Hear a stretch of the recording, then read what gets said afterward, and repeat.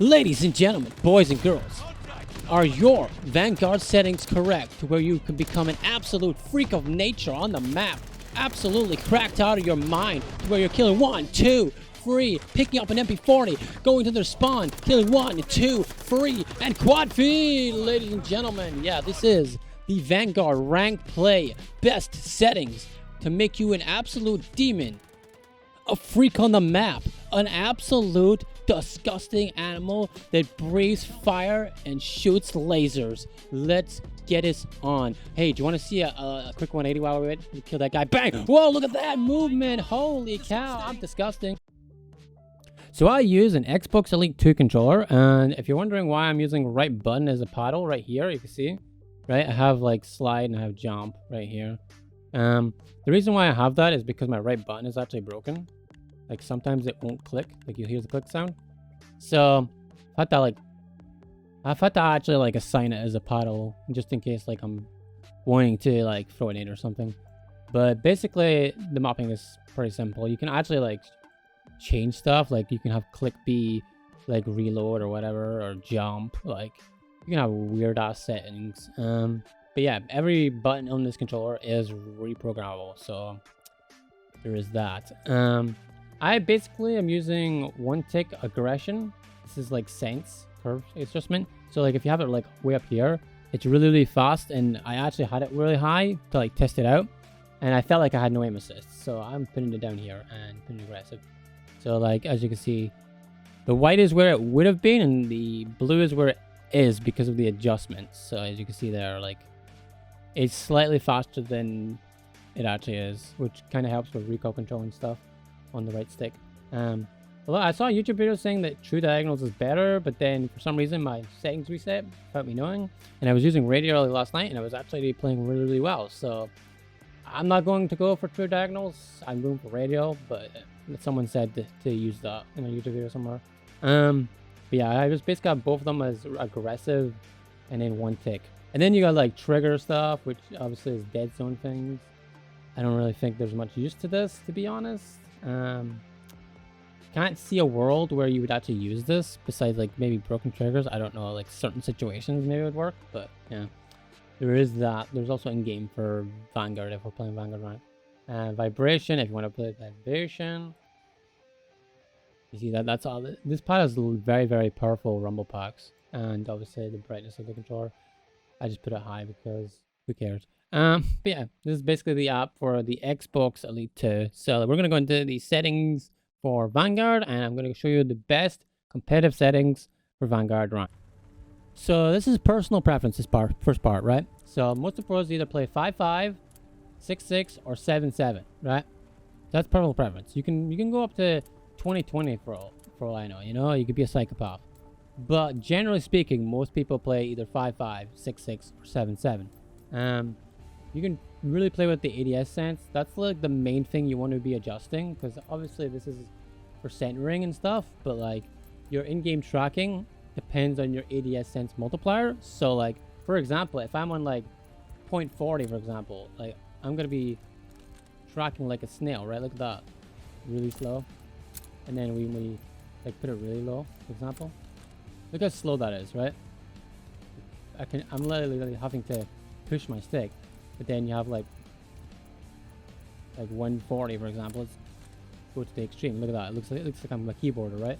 So you gotta like fine tune it to where this thing here is good for tracking. Like this feels like really fast. So I'm gonna put 0.8. It's usually a lot of people like go for either like 0.7 to 0.9 if they're gonna change this. So here's a little thing, right? Celium uses standard. The rest of the pros, I'm pretty sure, use dynamic. Now, what you want to do is, if you're on a low sense, like 5.5, 6.6, or even 7.7, you can get away with it. Use dynamic, because it will make your spinning, like centering, faster. It gets faster the more you like move your stick, right? It makes your sense faster, but like without like actually being fast, if that makes sense. Like you can like really like do small adjustments, but then when you like whip your stick, you like spin faster if you're on dynamic, as you'll see. I'm gonna put this on dynamic and you'll see the difference. You see that? Like, I'm literally looking like a police car. Like, I'm really whipping my stick. That's actually way faster. So, like, if you have a high sense, you don't want to have dynamic on because it'll make your sense even faster than it already is. So, you usually we don't want to be linear or standard. So, for all the people that may have bought into the hype of Black Ops Aim Assist, I'm probably going to destroy your dreams right now because, quite frankly, I think the Black Ops Aim Assist is for noobs. It is so strong. It's more stronger than default. And I feel like if you need strong aim assist to shoot someone in this game when there's a time to kill that's really, really fast, like you literally free bullet people to the leg with an MP40, then like at that point you may as well just put the controller down. You know what I'm saying?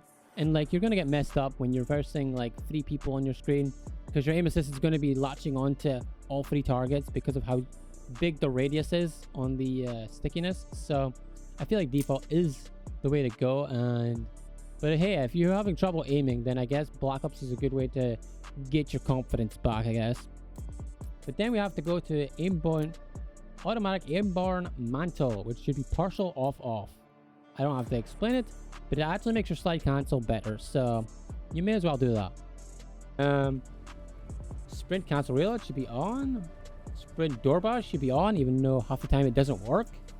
I don't know why there's a parachute auto deploy when there's no parachute in this game, but you probably should have that on anyway, I guess. Slide behavior should be tap, so that you can slide cancel. Are there any other things that we need to see? Tap to interact. This is very important. You want to get used to it. By the way, that's Warzone, isn't it? Why is there a picture of Warzone in this game? Anyway, actually, no, it's Champion Cell. Never mind. It's just a revamp. It's just a copy paste onto this game because they're lazy. Tap to interact. This is important, right? So, like, in this game, the enemies come very, very fast. So, what you want to do is be able to pick up guns with tap and then reload with hold. It is 10 times better. Promise me. You have to get used to it. But it's basically the Warzone thing, so you probably don't have to get used to it that much. A lot of people play Warzone. But yeah, picking up a gun off the ground and hitting a streak or a play or just finessing, staying alive is very, very important. So I would suggest that you keep tap to interact on this game. So yeah. Anything else? Automatic center. Oh, this is vehicles and kill streaks. With that. But yeah, this is basically all the settings that you want to know on this game. Hopefully you have the right settings because you are a burger if you do not. Burger. Thank you guys for watching. We'll see you guys next time on KLC.